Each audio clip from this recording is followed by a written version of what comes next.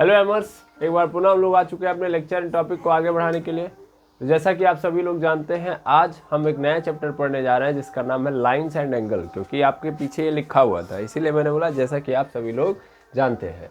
तो आज क्या जानेंगे आप लोग? लाइन और एंगल के बारे में। ठीक है, ये हमारे क्लास नाइन्थ का चैप्टर है ना? बिल्कुल। तो क्लास नाइन्थ का एक चैप्टर है, पहली बात। दूसरी बात, ये तो फर्स्ट बात हो गई। दूसरी बात, ये ज्योमेट्री का बेसिक भी है, समझ लीजिए। जब भी आपको ज्योमेट्री पढ़ना है तो इसको पढ़ना ही पड़ेगा। ठीक है, तो हम भी इसको एज अ बेसिक मान के ही काम करेंगे और फिर हम ला के लास्ट में इसको क्लास 9 से कनेक्ट कर देंगे, क्योंकि ज्योमेट्री का सबसे इंपॉर्टेंट टर्म जो आप पढ़ोगे ना, यहीं से मिलेगा। पता है ना, जैसे आप कोई भी मैथ पढ़ते हो तो मैथ के लिए बेसिक क्या है उसका? जोड़ घटाना गुणा भाग। वैसे ही ज्योमेट्री का बेसिक क्या है? Line and angle. ठीक है, तो चलिए स्टार्ट करते हैं। देरी बिल्कुल भी नहीं करेंगे और समझेंगे किनको? ये जो बगल में टर्म रखे गए हैं। तो जैसा कि आप देख पा रहे हो कि यहाँ पे सबसे पहला वर्ड है लाइन, तो मैंने लाइन को ही उठाया है। What is line? Sir, line जो होता है वो सभी लोगों को पता है कि लाइन मतलब ऐसी लाइन, कुछ अगर ऐसे मैंने बना दिया, ऐसे ड्रॉ कर दिया एक डंडे के समान, तो क्या है वो? लाइन है। ठीक है, अब समझते हैं कि लाइन क्या होता है।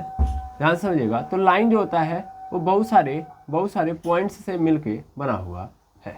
ठीक है ना? लाइन क्या है? Line is the group of or collection of points. ठीक है, तो लाइन क्या है? लाइन इज द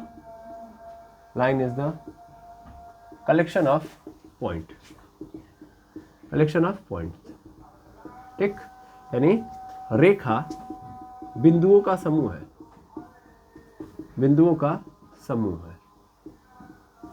ठीक। इसके साथ साथ लाइंस जो होते हैं वो क्या होते हैं? सर, इनफाइनाइट लेंथ की होती है। लाइन जो होती है वो लेंथ उसकी क्या होती है? इनफाइनाइट लेंथ होती है इसकी। इनफाइनाइट लेंथ क्यों? क्योंकि देखो, ध्यान से देखो, तो इसका स्टार्टिंग पॉइंट, मान लेता हूँ कि ये स्टार्टिंग पॉइंट है, तो ये स्टार्टिंग पॉइंट कहाँ पे है ये नहीं पता, और ये कहाँ पे जाके खत्म होगा तो उसका एंड भी हमको नहीं पता है ना? तो इसलिए हम लाइंस को ये बोल सकते हैं कि लाइन जो होता है वो इनफाइनाइट लेंथ की होती है, यानी रेखा की लंबाई अपरिमित होती है। रेखा की लंबाई क्या होती है? अपरिमित लंबाई होती है, या अपरिमित हटाओ, अनंत लिखो, अनंत लंबाई होती है। ठीक है, ठीक। Starting point and and point नहीं पता, डोंट नो। ठीक है, starting and and point don't know, नहीं पता, नहीं जानते। ठीक है, क्या यहां तक में कोई दुविधा नहीं? सर, इसको रिप्रेजेंट कैसे करोगे? इसको रिप्रेजेंट करने का तरीका सिंपल सर। मान लेता हूँ ये वाला इधर जो है, इधर गया है जो डायरेक्शन, उसको हम ए मान लेता हूँ, इधर बी, मतलब इधर जो रेखा गई इसको बी, इसको ए मान लो, तो फिर ऐसे रिप्रेजेंट करोगे, ए बी और इसके ऊपर ऐसे। ठीक है, तो इसका रिप्रेजेंटेशन कुछ इस तरीके से होता है। ठीक है, ठीक है सर। तो ये होती है लाइन जिसकी लंबाई बहुत ज़्यादा हो। अच्छा, एक बात और सिंपल समझ लो कि इसके पास सिर्फ और सिर्फ लंबाई होती है, चौड़ाई नहीं होती है। Infinite length but no width, कोई चौड़ाई नहीं होती है, चौड़ाई नहीं पाई जाती है। ठीक है, सिर्फ और सिर्फ लंबाई होती है। और कितनी लंबाई होती है? इतनी लंबाई होती है कि आप माप नहीं सकते। तो लाइंस को आप देखोगे कहीं भी तो आप ये ध्यान दीजिएगा कि वो कहाँ से आया है और कहाँ पे जाएगा ये आपको पता नहीं है ना? तो वो अनंत लंबाई का होता है। और इसको कैसे रिप्रेजेंट करते हैं? तो कोई भी लाइन है, आपसे बोल दिया कि CD एक लाइन है, तो CD के ऊपर ऐसे रिप्रेजेंट करेंगे। ओके, क्लियर है? क्लियर। अब आते हैं ये समझते हैं कि ये लाइंस के थ्रू हम काम नहीं कर सकते। सिंपल समझिए, लाइंस के थ्रू काम नहीं करते। ज्योमेट्री में ज़्यादातर हम देखिए, मतलब लाइन ही है हमारे पास, लेकिन इस लाइन को थोड़ा सा मॉडिफाई करके लेते हैं। ज्योमेट्री में लाइन का मॉडिफिकेशन होता है और मॉडिफिकेशन के थ्रू हमें कुछ नई चीज़ें मिलती हैं, उनका हम यूज करते हैं। मेनली हम लाइन का यूज़ नहीं करते हैं, लाइन का मॉडिफिकेशन करते हैं और हमें दो चीज़ें मिलती हैं, एक तो रे और दूसरा लाइन सेगमेंट। हम इनका यूज ज़्यादा करेंगे। ठीक है। ऐसा नहीं कि लाइन का नहीं करेंगे, मैंने बोला ना लाइन से ही निकली हुई है रे और लाइन सेगमेंट। रे क्या होती है? रे को बोलते हैं हम लोग किरण। रे को क्या बोलते हैं? किरण। किरण क्या होती है? तो सिंपल, इसका स्टार्टिंग पॉइंट पता होता है, एंड पॉइंट नहीं पता होता है। ठीक है, मतलब ऐसे समझ लो कि मान लो एक लाइन है और लाइन कहाँ से स्टार्ट हुई है? यहाँ से, तो इसका स्टार्टिंग पॉइंट पता है ना, ये स्टार्टिंग पॉइंट है, लेकिन एंड कहाँ पे हो रहा है ये नहीं पता, तो इसको हम क्या बोलते हैं? रे बोलते हैं। और लाइन सेगमेंट, तो लाइन का सेगमेंट है भाई, इस लाइन को तोड़ दिया गया है या काट दिया गया, तोड़ा नहीं गया, मतलब ऐसे समझ लो कि कहीं से काट दिया गया है। और काट दोगे तो काट के लिए क्या होगे? तो तुमको पता है कि स्टार्ट कहाँ से हो रहा है और एंड कहाँ से हो रहा है। तो स्टार्टिंग पॉइंट और एंड पॉइंट दोनों पता हो तब क्या बोलेंगे इसको? लाइन सेगमेंट, यानी रेखाखंड। रेखाखंड, ठीक है, रेखाखंड। और रे की क्या है कि स्टार्टिंग पॉइंट पता है लेकिन एंड पॉइंट नहीं पता है। भाई एंड कहाँ पे होगा? नहीं पता है। ध्यान से समझिए, सूरज की किरण बोलते हो ना, सन रे या लाइट रे, लाइट रे बोलते हैं हम लोग। तो लाइट रे क्या होती है? एक रे ही होती है। क्यों क्यों उसको रे बोलते हैं? देखो ये सूरज भगवान है, तो ये रे कहाँ से निकल रही है? सूरज भगवान से निकल रही है और कहाँ पे जा रही है? पता नहीं कहाँ तक ये जाएगी, केवल पृथ्वी पे आ रही है? नहीं, ये सोलर सिस्टम में जा रही है, सोलर सिस्टम से बाहर भी जा रही है, ऐसे मान लो, है ना। वो बहुत दूरी तक जा रही है कि नहीं जा रही है, उसकी लंबाई को हम पता कर सकते हैं? नहीं। तो लेकिन ये पता है ना कि कहाँ से निकल रही है। स्टार्टिंग पॉइंट क्या है सर? सन, सूरज भगवान है ना, तो सूरज भगवान स्टार्टिंग पॉइंट है, लेकिन अंत कहाँ हो रहा है इस किरण का? नहीं पता। तो एंड पॉइंट नहीं पता है लेकिन स्टार्टिंग पॉइंट पता है, तो उसे हम क्या बोलेंगे? उस लाइन को हम रे बोलेंगे। उस लाइन को हम क्या बोलेंगे? रे। और ऐसा लाइन जिसका स्टार्टिंग पॉइंट भी पता हो और एंड पॉइंट भी पता हो, तो उसको हम क्या बोलेंगे? Line segment. तो स्टार्टिंग पॉइंट भी पता है, एंड पॉइंट भी पता है, इसको हम क्या बोलते हैं? लाइन सेगमेंट, रेखाखंड।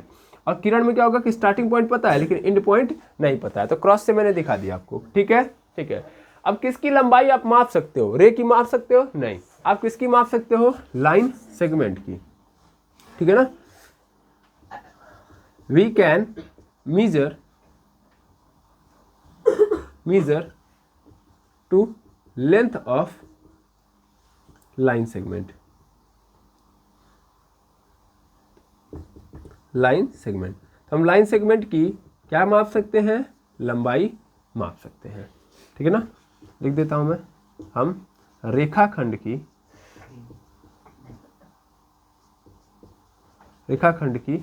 लंबाई माप सकते हैं, ठीक है, ठीक है। इसमें कोई दुविधा नहीं, समझ में आ गया लाइन के बारे में। तो लाइन क्या होती है? जिसकी लंबाई क्या होती है? इनफाइनाइट होती है। उसका स्टार्टिंग पॉइंट और एंड पॉइंट नहीं पता, कहाँ से आई और कहाँ पे जाएगी नहीं पता। लेकिन अगर उसका स्टार्टिंग पॉइंट पता हो जाए, एंड पॉइंट ना पता हो, तब उसको क्या बोलेंगे? रे बोलेंगे, ठीक है। और अगर स्टार्टिंग पॉइंट और एंड पॉइंट दोनों पता है, यानी कहाँ से आई कहाँ तक जाएगी, तो जाहिर सी बात है उसको हम क्या बोलेंगे? Line segment. और इसको तो हम मेजर कर सकते हैं ना भाई, है ना। यहाँ इंच टेप रखेंगे, स्टार्टिंग है, और यहाँ पे लाके रोक देंगे, तो इंच टेप का पता है ना कि कहाँ पे रखना है, कहाँ पे रोकना है ना, कहाँ से स्टार्ट करना और कहाँ पे रोकना है, ये पता चल गया कि नहीं पता चल गया। तो लाइन के टुकड़े को हम क्या बोलते हैं? लाइन सेगमेंट बोलते हैं, और इसकी लंबाई को हम माप सकते हैं। क्लियर है? तो आई होप आपको लाइन सेगमेंट और रे क्या हो गया होगा? क्लियर हो गया होगा। ओके, अब रिप्रेजेंटेशन भी यहीं पे बैठे बैठे देख लो। रे को रिप्रेजेंट करते हैं ऐसे, ए बी है तो स्टार्टिंग पॉइंट पता है, तो उधर एरो लगाएंगे नहीं, समझ पा रहे हो ना। इधर केवल देखो, लाइन में क्या था? इधर भी एरो था, इधर भी एरो था। एरो ये बता रहा था कि पता नहीं कहाँ तक जाएगा, तो ये वाला एरो बता रहा है कि इधर बहुत दूर जा रहा है, ये वाला भी बता रहा है इधर बहुत दूर जा रहा है। लेकिन ये भी रे है ना, तो इसका स्टार्टिंग पॉइंट पता है, तो देखो एक एंड पे क्या कर दिया गया है? ऐसे डाल दिया गया है, समझ में आ रहा है ना। क्या इधर एरो मारा गया है? तीर मारा गया है? नहीं, तीर सिर्फ और सिर्फ एक और है। तो इसका मतलब क्या है कि इस साइड हमको पता है ये क्या है? स्टार्टिंग पॉइंट है, और ये क्या है? एंड पॉइंट है। तो जिधर एरो की डायरेक्शन दिखा रही है, इसका मतलब क्या है? उधर बहुत दूर तक जा रहा है, लेकिन जहाँ से एरो नहीं है, इसका मतलब यही स्टार्टिंग पॉइंट है। क्लियर है? क्लियर, ठीक है। लाइन सेगमेंट को कैसे रिप्रेजेंट करते हैं? तो लाइन सेगमेंट को लिखेंगे ए बी, और उसके ऊपर सिर्फ और सिर्फ ऐसे एक लाइन ड्रॉ कर देंगे। तो देखिए इसमें कोई एरो है नहीं है, तो ये क्या है? रेखाखंड है, जो ये बता रहा है कि हम इसको माप सकते हैं, और ये क्या है? लाइन सेगमेंट है। क्लियर है कॉन्सेप्ट? आया ना? बिल्कुल। तो इन सबको क्या कर लेंगे आप? पहले नोट डाउन कर लेंगे। चलिए अब हम देखेंगे non collinear and collinear points. क्या मतलब है इसका? इसका मतलब ये है कि मान लो एक हमारे पास कोई लाइन है, ठीक है ना, एक कोई लाइन है, और इस लाइन के ऊपर, इस लाइन के ऊपर 3 पॉइंट लाई कर रहे हैं, ए बी सी। ये तीनों पॉइंट कहाँ है? इस लाइन के ऊपर। तो ये जो तीनों के तीनों होंगे ए बी सी एक ही लाइन पे है, तो इनको हम क्या बोल देंगे? Collinear point. क्या बोल देंगे? Collinear point. बड़ा सिंपल है, संरेखीय। हिंदी में क्या बोलते हैं इसको? संरेखीय, यानी समान रेखा पर स्थित बिंदु। संरेखीय बिंदु मतलब समान रेखा पर स्थित बिंदु, समान रेखा पर स्थित बिंदु, स्थित बिंदु। ठीक है, ठीक।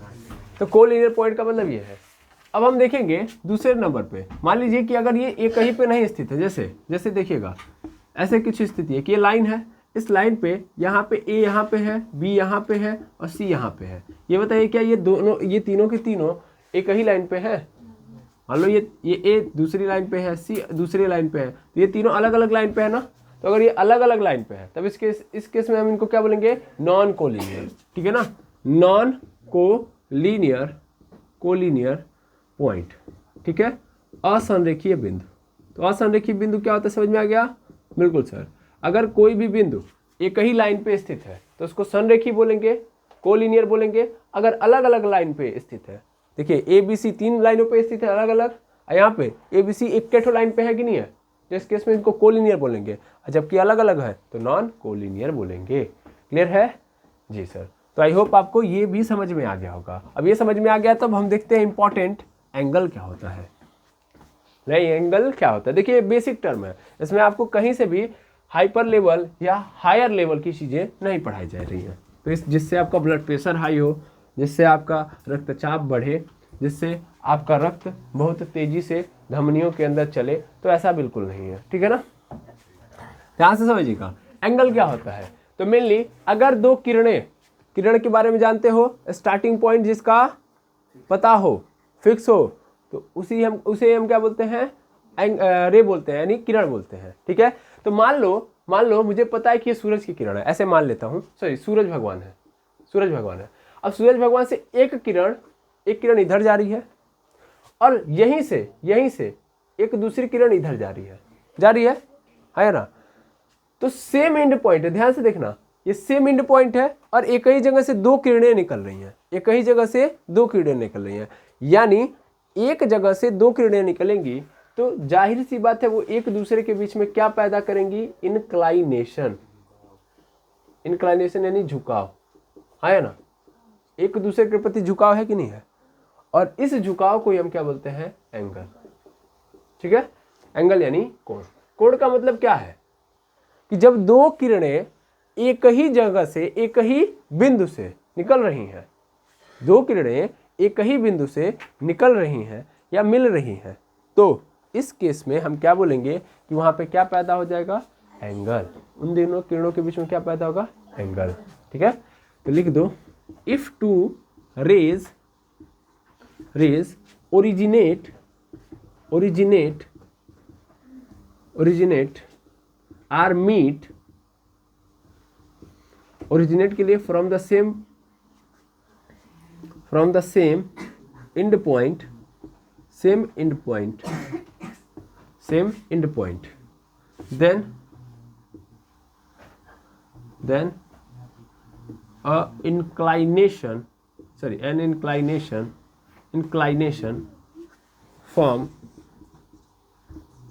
then an inclination form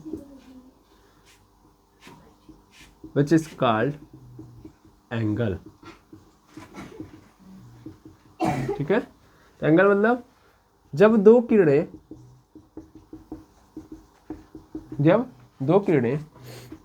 एक बिंदु से निकलती हैं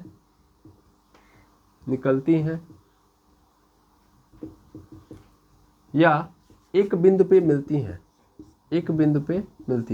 तो देखो एक बिंदु पे मिलने का मतलब क्या होता है, मैं अगेन बता दूं कि भैया यहाँ पे बात वही होगी, किरण की ही बात हो रही है, तो हमेशा निकलेंगी, मिलेंगी कहाँ पे, है ना, मिलेंगी नहीं, तो निकलती ही हैं, लिख लीजिए।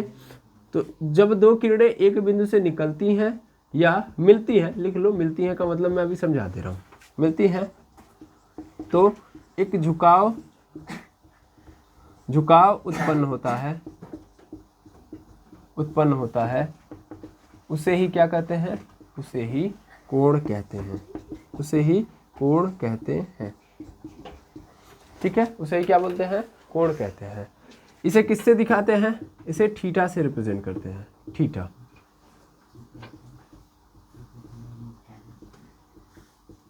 नॉर्मली आपको एंगल ज्यादातर किससे रिप्रेजेंट करता हुआ नजर आएगा, थीटा। कहीं पे थीटा, हायर क्लासेस में जाओगे तो फाई भी आपको नजर आएगा। ये थीटा और ये क्या है, फाई। ठीक है ना। अच्छा, कोण को नापते किस में है, मेजरमेंट या यूनिट लिख लो, यूनिट ऑफ एंगल। तो इसका जो ये एंगल यूनिट होता है किसका, एंगल का, यानी मात्रक, कोण का मात्रक। तो कोण का जो मात्रक होता है वो क्या होता है, तो मेनली आप किस में नापते हो, डिग्री में ही तो नापते हो, 60 डिग्री, 55 डिग्री, 40 डिग्री, बोलते हो नहीं बोलते हो। तो जो यूनिट होता है एंगल का वो एक तो डिग्री होता है, डिग्री, इसको लिख लो यहाँ पे डिग्री, और दूसरा क्या होता है, रेडियन। क्या होता है, रेडियन। ठीक है, तो रेडियन में आपको ज्यादातर क्या नजर आएगा, पाई। रेडियन में आपको क्या नजर आएगा, पाई, ऐसे पाई लिखा हुआ नजर आएगा। ठीक है ना। और ध्यान देना, पाई मतलब क्या होता है, pi is equal to 180 degree, यानी 1 pi is equal to 180 degree. ठीक है, एक पाई का मतलब क्या होगा, 180 डिग्री। तो दो तरीके से नापते हैं, रेडियन और पाई में। ठीक है, रेडियन और पाई, सो रेडियन और डिग्री में, रेडियन और डिग्री में। अरे जैसे लंबाई नापते हैं तो लंबाई किस में नापते हैं, मीटर में, सेंटीमीटर में, किलोमीटर में नापते हैं ना। वैसे कोण किस में नापते हैं, डिग्री में और रेडियन में। भार नापते हैं, चीनी लेने जाते हैं, किस में नापते हैं, किलोग्राम में, ग्राम में लेते हैं नहीं लेते हैं। तो वैसे ही कोण किस में नापते हैं, डिग्री में, रेडियन में। दूध लेने जाते हैं, लीटर में और ml में लेते हैं नहीं लेते हैं, मिलीलीटर में, है ना। पौवा हो गया, ये सब जो आप सुने हैं। तो वैसे ही, वैसे जैसे वहाँ पे लिक्विड को नापने के लिए वो तरीका अपनाते हैं, तो वैसे कोण को हम नापने के लिए क्या यूज करते हैं, डिग्री और रेडियन। जैसे समय को आप किस में नापते हैं, सेकेंड में, मिनट में, घंटे में नापते हैं, वैसे हम कोण को किस में नापते हैं, डिग्री और रेडियन में। समझ में आ रहा है ना, क्लियर है। ठीक, तो मैंने क्या बताया कि रेडियन मतलब, रेडियन को हम किससे रिप्रेजेंट करा रहे होंगे, पाई से, और डिग्री को किससे रिप्रेजेंट करते हैं, तो डिग्री के लिए बस आप ऊपर ऐसे लगा देते हो, है ना। ऐसे लिख दिया गया 45, तो ऊपर बस ऐसे बूंदा लगा दोगे तो 45 डिग्री बन जाता है। और ध्यान दीजिएगा कि एक पाई का मतलब कितना होता है, 180 डिग्री। ओके, तो यहाँ से अगर 2 पाई निकाला जाए तो 2 पाई इज इक्वल टू कितना आ जाएगा, 360 डिग्री। ठीक है, हमें ज़्यादातर इसमें कुछ बहुत स्पेशल जानकारी नहीं लेनी है, हमें सिर्फ और सिर्फ डिग्री में नापना है। रेडियन का अभी फिलहाल में कोई यूज़ नहीं है, हायर क्लासेस में मिलेगा। तो आई होप आप एंगल का यूनिट भी समझ लिए और एंगल क्या होता है ये भी समझ लिए। एंगल क्या होता है कि जब दो किरणें एक जगह से निकलेंगी, तो उनके बीच में क्या पैदा होगा, झुकाव। उस झुकाव के मेजरमेंट को ही हम क्या बोलते हैं, एंगल बोलते हैं। तो एक्चुअल में ये जो इंक्लाइनेशन है यही क्या क्रिएट करता है, एंगल। इंक्लाइनेशन को ही क्या नाम दे दिया गया, एंगल। ठीक है ना। सिंपल फॉर्मेट में हम ये भी लिख सकते थे कि inclination between two raise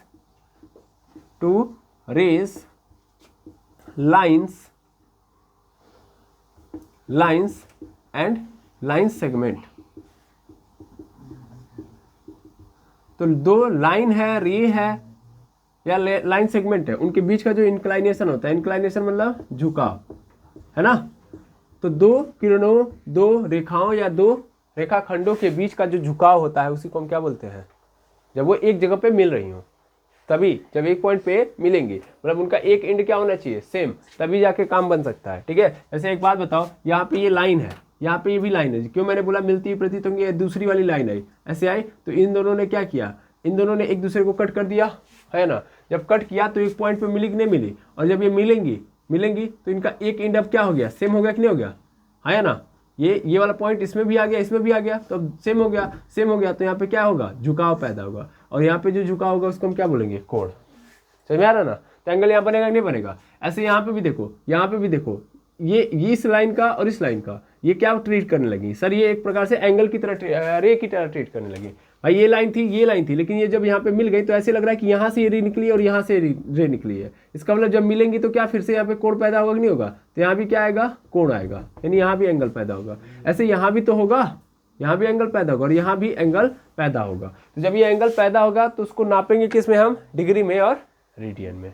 mainly किस में नापेंगे, डिग्री में।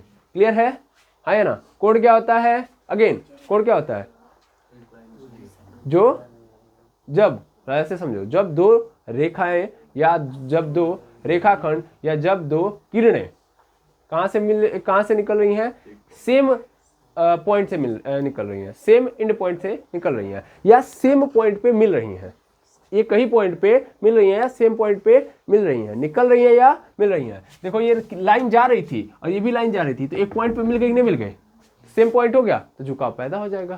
समझ आ रहा ना, क्लियर है, ठीक। तो एंगल के बारे में आप लोगों ने समझ लिया। अब हम देखेंगे टाइप्स ऑफ एंगल। इसको आप सबसे पहले क्या कर लेंगे, नोट डाउन। चलिए अब हम देखेंगे types of angle. Types of angle यानी कोणों के प्रकार,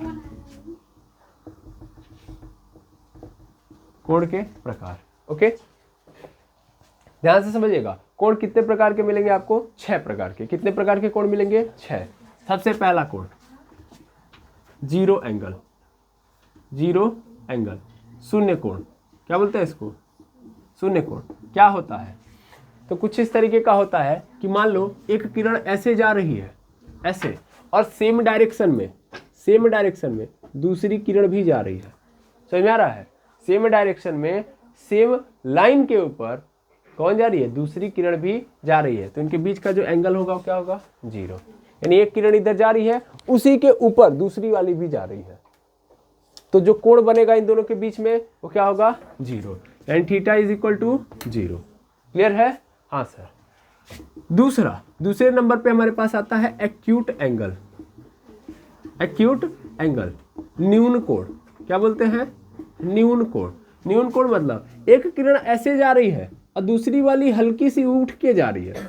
पहली वाली क्या थी, पहले में एकदम था, एक के ऊपर दूसरा था, लेकिन अब दूसरे में क्या हुआ, हल्का सा ऊपर उठ गया है। यानी उसके पास सॉरी उसके ऊपर से नहीं जा रही, हल्का सा ऊपर उठ के जा रही है। तब जो कोण बन रहा है, तब जो कोण बनेगा यहाँ पे वो क्या होगा, एक्यूट एंगल होगा। इस चीज को थोड़ा दूसरे टर्मिनोलॉजी में बोला जाता है कि देखो, अगर मान लो ये लाइन ऐसे जा रही है, इधर ध्यान से समझना, और जस्ट इसके ऊपर अगर एक लाइन दूसरी जा रही है जो एकदम सीधी हो, जैसे ये लाइन जा रही है, ये एक किरण है और दूसरी किरण जस्ट ऐसे हो। समझ में आ रहा ना, ऐसे दिख रहा है कि नहीं दिख रहा है। तो ये जो पोजीशन बना है या ये जो अवस्था है, इस दौरान जो दोनों किरणों के बीच में कोण बनेगा उसको हम क्या बोलते हैं, 90 डिग्री बोलते हैं। कितना, 90 डिग्री। मैंने मापा गया तो जब देखा गया कि एक लाइन के ऊपर दूसरी लाइन सीधे खड़ी है, तब उस दौरान इन दोनों लाइन के बीच में जो कोण बन रहा है वो कितने डिग्री का बन रहा है, 90 डिग्री। ये माप के क्लियर कर दिया गया है। कभी भी आपने लाइन क्या कर दिया, एक लाइन के ऊपर एक लाइन को सीधा रख दिया, यानी एक किरण के ऊपर एक दूसरी किरण सीधी आ गई, तो इसका मतलब यहाँ पे कितना डिग्री बनेगा, 90। ये तो किरण है, अगर मैं लाइन ही ले लूँ, ये एक लाइन है और ये दूसरी लाइन है, ऐसे एकदम सीधे जा रही है, सीधे कट कर रही है, तो यहाँ पे क्या बनेगा, 90। तो एक लाइन के ऊपर एक लेटी है और उसके ऊपर खड़ा चला जाए कोई लाइन, या एक किरण है उसके ऊपर एक दूसरी किरण खड़ी हो, तो इस केस में कितना डिग्री बनता है, 90 डिग्री। ये फिक्स हो गया है। अब हम यहीं से नाप रहे होंगे, समझ में आ रहा ना, इसी के रिस्पेक्ट में नापेंगे। तो यहाँ पे देखेंगे तो एंगल, एक्यूट एंगल में हमेशा क्या होगा, 90 से छोटा होगा। तो यहाँ पे जो थीटा होगा वो 90 डिग्री से क्या होगा, छोटा। Theta is less than 90 degree. Clear नहीं है, बस इतना लिख दूंगा, समझ में आ रहा है ना। ये सिंबल आपको पता होगा, जिसकी ओर मुंह खुला है वो बड़ा होता है ना। ये किसका साइन है, ये लेस देन का साइन है। किसका साइन है, लेस देन। लेस देन मतलब कम, यानी जो थीटा है वो कम है 90 से, ठीक है। और अभी आएगा ऐसे, थीटा 90 से बड़ा हो जाएगा, इसको हम क्या बोलते हैं, ग्रेटर देन। इसको क्या बोलते हैं, ग्रेटर देन। ग्रेटर देन मतलब यहाँ पे जो थीटा है, कोण है, वो क्या है, 90 डिग्री से बड़ा है। क्लियर है, समझ में आया ना। तो एक्यूट एंगल मतलब 90 से छोटा। 90 से छोटा। 90 कब होगा, जब लाइन एकदम सीधी होगी। लाइन एकदम सीधी तो कौन सा कोण, कितना कोण बताओ, नापना पड़ेगा, नहीं सर। 90 से कम तो एक्यूट एंगल। 0 क्या है, 0 एंगल। भाई एक के पे है, एक रे के ऊपर दूसरी रे है, तो इसका मतलब कौन सा एंगल, 0। अगर सीधा खड़ी हो गई तो 90, थोड़ा सा कम है तब एक्यूट एंगल। क्लियर है, ठीक। आगे देखेंगे तो ये हो गया आपका एक्यूट एंगल। कौन सा एक्यूट एंगल, ये है एक्यूट एंगल, ये है 0 एंगल। अब देखो यहाँ पे जस्ट मैंने जो बनाया इसको हम लिख देते हैं। ये कौन सा है, ये है राइट एंगल। इसको क्या बोलते हैं, राइट एंगल। राइट एंगल यानी समकोण। क्या है, समकोण। तो ये समकोण है भाई। समकोण में लाइन क्या हो जाती है, सीधी। थीटा का वैल्यू कितना हो जाता है, 90 डिग्री। अब चौथे नंबर पे आते हैं, ऑब्ट्यूज एंगल। कौन सा एंगल, ऑब्ट्यूज एंगल। अब ऑब्ट्यूज एंगल की कहानी समझना। ऑब्ट्यूज एंगल को क्या बोलते हैं हम लोग, अधिक कोण त्रिभुज। अधिक कोण त्रिभुज, ओ सॉरी, ऑब्ट्यूज एंगल ट्रायंगल बोल रहा हूँ मैं। अधिक कोण, अधिक कोण में क्या होगा कि देखो ये एक रे है और ये रे कुछ इस तरीके से जाएगी। मान लो ऐसे खड़ी होती सीधा, समझ में आ रहा है ना, सीधा ऐसे खड़ी होती तो 90। अब ये 90 से थोड़ा सा और आगे चली गई, इतने पे 90 हो रही है तो ये तो और ज्यादा झुक गई ना, इतना झुकी है तो 90 डिग्री है ये, लेकिन ये और दूर जा रही है, इतना दूर आई तो 90, ये तो और दूर जाने लगी कि नहीं जाने लगी। ये कोण सॉरी ये रेखा और ये रेखा ध्यान से देखना, सॉरी ये किरण अगर सीधे है तो 90, लेकिन ये और दूर चली गई, और दूर चली गई तब क्या होगा, थीटा और बढ़ गया ना, ये 90 से ज्यादा हो गया कि नहीं हो गया, तो 90 से क्या हो गया ज्यादा, तो यहाँ पे थीटा जो होगा वो 90 डिग्री से ज्यादा होगा, यानी 90 डिग्री से ज्यादा है तो इसका मतलब क्या होगा, वो ऑब्ट्यूज एंगल है। लेकिन यहाँ पे रेफरेंस में डाल दिया गया। अब रेफरेंस देखना क्या है, रेफरेंस यहाँ भी है यहाँ भी है, लिमिटेड है कि कितना छोटा हो सकता है। मतलब यहाँ पे बोला गया ना कि थीटा 90 डिग्री से छोटा होगा, लेकिन जीरो से क्या होना चाहिए, बड़ा, क्योंकि 0 डिग्री हो जाएगा तो जीरो एंगल। यस और नो, तो देखो थीटा बड़ा है 0 डिग्री से, मुंह इसकी ओर खुला है, और यहाँ पे थीटा 90 डिग्री से छोटा है क्योंकि 90 डिग्री की ओर मुंह खुला है। ठीक है, यहाँ पे देखोगे तो यहाँ पे क्या थीटा 90 डिग्री है, कोई दिक्कत नहीं, लेकिन यहाँ पे क्या बोल दिया गया, थीटा 90 डिग्री से बड़ा होगा, लेकिन 180 डिग्री से क्या होगा, छोटा होगा। 180 डिग्री से क्या होगा, छोटा। इसको याद रखना कि थीटा जो है अपना वो 90 डिग्री से, यहाँ पे लिख दो फिर से, 90 डिग्री है, 90 डिग्री से थीटा क्या होगा, बड़ा, लेकिन 180 डिग्री से क्या होगा, छोटा।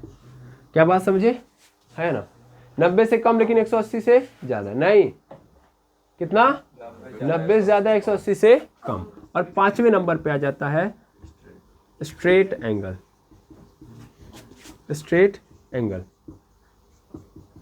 इसको बोलते हैं ऋजु रेखीय कोण, या रेखीय कोण भी बोल सकते हो, ऋजु रेखीय कोण या रेखीय कोण। इसमें क्या होगा कि ये रे इधर जा रही है और दूसरी वाली जो रे होगी एकदम उल्टा जाएगी, समझ में आ रहा, यानी एकदम सीधा बन गए कि नहीं बन गए। देखो एक रे इधर जा रही है, ये रे इधर जा रही है और दूसरी वाली जस्ट इसके उल्टा जा रही है, तब इन दोनों किरणों के बीच में जो एंगल बनता है वो कितने डिग्री का बनता है, 180 डिग्री। सीधा खड़ी है तो 90, पूरा अपोजिट हो गई तब 180 डिग्री, यानी थीटा यहाँ पे इक्वली कितना हो जाती है, 180 डिग्री। क्लियर है ना। अब आता है छठवें नंबर पे, 6 हो गया, अच्छा 5 हो गया, छठे पे देख लो, रिफ्लेक्स एंगल आता है। कौन सा एंगल, रिफ्लेक्स एंगल।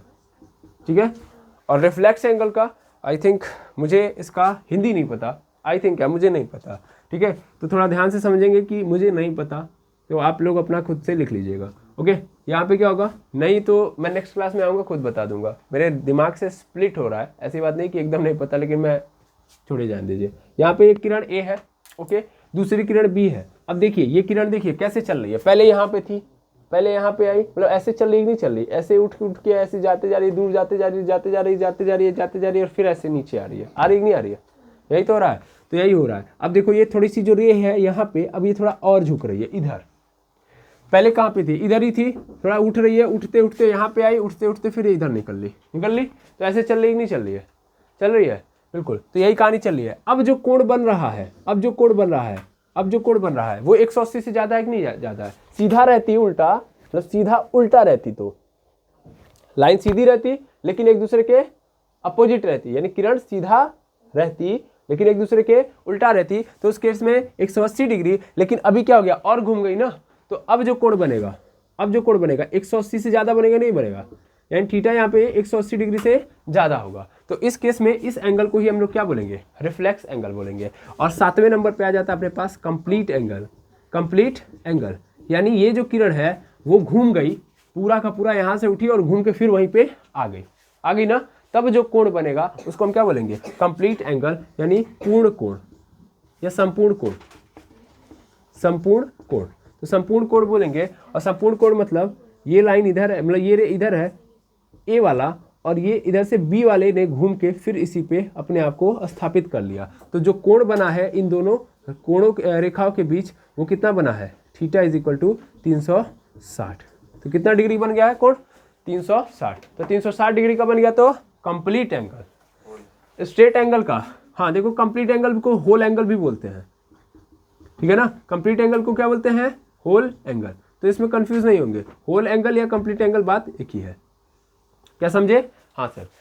तो लाइन ऐसे खड़ी हो तब 90, एकदम एक दूसरे के ऊपर झुकी हो तो 0, ठीक है। अब एकदम आके सीधी बन गई तब 180, लाइन मतलब रे, ओके। और फिर घूम के एकदम फिर उसी के ऊपर चली गई तब 360। क्लियर है? एक के ऊपर पड़ी है तो 0, खड़ी है तो 90, सीधी है तो घूम के फिर उसी पे पहुंच गई तो फिर से पड़ी है तो 0, खड़ी है तो सीधी है तो और उसी पे आ गई तो 360। उसके बीच का केस समझ गए? उसके बीच का केस अगर 0 से 90 के बीच में हो, 0 से 90 के बीच में हो तब उसको क्या बोलेंगे? Acute angle. और अगर फिर ध्यान से देखेंगे 90 से 180 के बीच में हो तो ऑब्ट्यूज एंगल। और अगर ध्यान से देखेंगे क्या बोलते हैं 180 से ज़्यादा हो लेकिन 360 से कम हो तब उसको क्या बोलेंगे? Reflex angle. तो बीच वाले को भी याद रखेंगे, ओके। आई होप आपको टाइप्स ऑफ एंगल क्लियर हो गए होंगे, हाँ है ना। तो इसको पहले नोट डाउन कर लेंगे। चलिए ध्यान देंगे। तो हम लोगों ने लाइंस पढ़ लिया, लाइन सेगमेंट पढ़ लिया, रे पढ़ लिया, नॉन लीनियर एंड को लीनियर पॉइंट पढ़ लिया, एंगल पढ़ लिया एंड टाइप्स ऑफ एंगल पढ़ लिया। अब हमारे पास आगे के बहुत सारे टॉपिक्स हैं, बट किसी कारणवश क्योंकि टाइम की एक समस्या आने के कारण हमें इस क्लास को यहीं पे स्थगित करना पड़ेगा। नेक्स्ट क्लास में आएंगे तो हम pair of angle, AdSense angle, linear, pair of angle और कुछ प्रॉपर्टी भी हम देखेंगे। तो आज के लिए इतना ही, मिलते हैं नेक्स्ट वीडियो में। Thank you very much एमर्स।